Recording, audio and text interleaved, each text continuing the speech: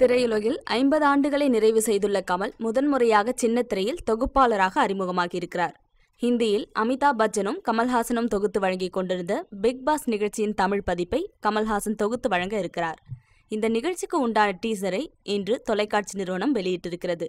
கமல்ஹாசனின் காந்த கண்களை வச்சே அந்த டீசரை உருவாக்கி வெளியிட்டிருக்கிறது. இந்த நிலையில் பிக் பாஸ் நிகழ்ச்சியை தொகுத்து வழங்குவதற்கான காரணத்தை குறித்து கமல் சில விஷயத்தை தெரிவித்திருக்கிறார். இதை குறித்து அவர் கூறும்போது, சினிமாவை விட டிவி மூலம் அதிகமான மக்களை சென்றடைய முடியும். அதே நேரத்தில் பணமும் எனக்கு ரொம்ப முக்கியம்.